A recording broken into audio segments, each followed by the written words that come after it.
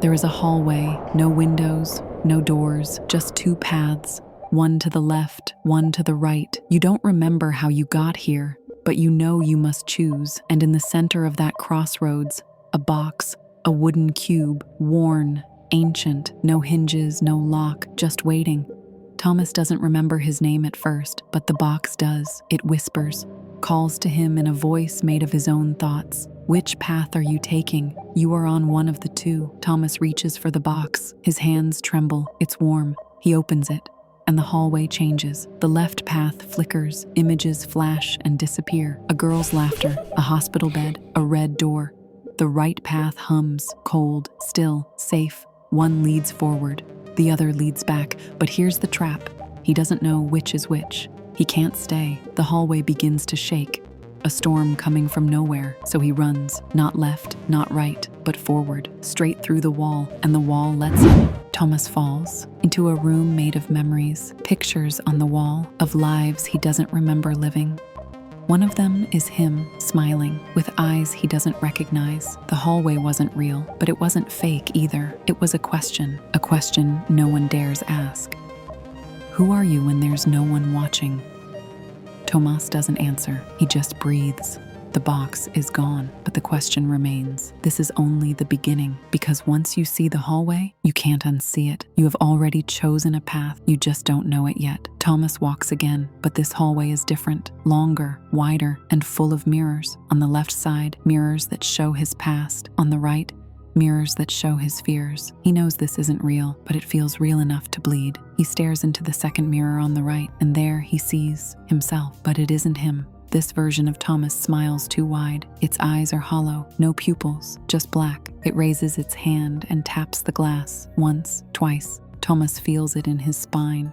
The mirror speaks. You chose wrong, but it's not too late to turn back. He tries to move on, but the hallway warps. The doors vanish, and suddenly, he's no longer alone. Shadows flicker, faces emerge in the mirrors. All him, all versions that never came to be. One cries, one laughs, one bleeds. He screams, and all the mirrors shatter, but there is no sound, only silence. And one final reflection remains, the real Thomas, alone, but awake. He doesn't remember what the first path held, but he knows this isn't the second. This is something else. A path between paths, a choice he wasn't supposed to find. And somewhere beyond the mirrors, a voice begins to speak again. Which path are you taking? You are on one of the two. Tomas finds a room, a single desk, a notebook, a chair, nothing else. On the first page of the notebook, only one line written, "Write your name to return." He stares at the pen. His hand won't move because he isn't sure what name to write, not anymore. The room darkens. The notebook turns its own pages, each page filled with names crossed out, smeared, torn. John, Alan, Elias, Thomas. Too many names, too many lives, too many selves. He remembers now. This isn't his first time here. This is where all the failed versions came, where the ones who couldn't choose stayed. He looks up. The mirror from the hallway is now behind the desk, but his reflection isn't moving. Write your name to return. But what if returning isn't the answer? What if the notebook is lying? Thomas tears the page, burns it in the desk's candlelight, and for the first time, the voice in the walls screams. He chose not to choose, and by doing so, he found the third path, the hidden one, but it comes with a price. The notebook disappears, but so does his voice. He cannot speak anymore, not here, not yet.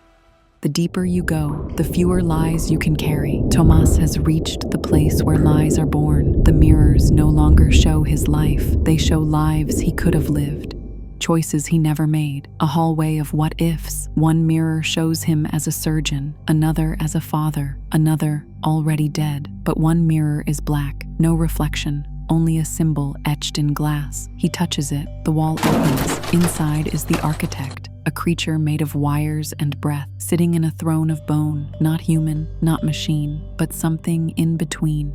Welcome back, Tomas. You may now reset or integrate. Reset, forget everything, integrate, carry the full weight of his truth.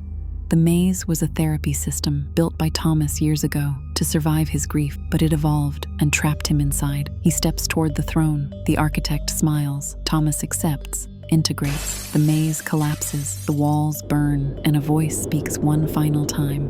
One path ends, one path begins.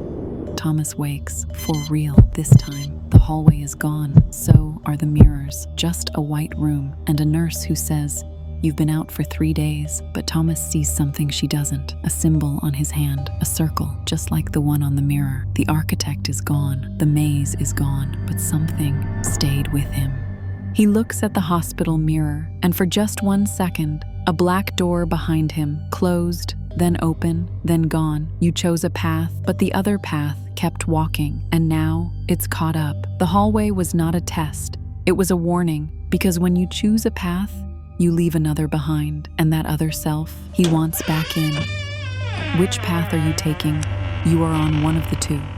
Subscribe to Realm Runners for more journeys where reality blurs, choices haunt, and the quiet moments echo loudest. And remember, the choice is always yours, but not choosing is a choice too.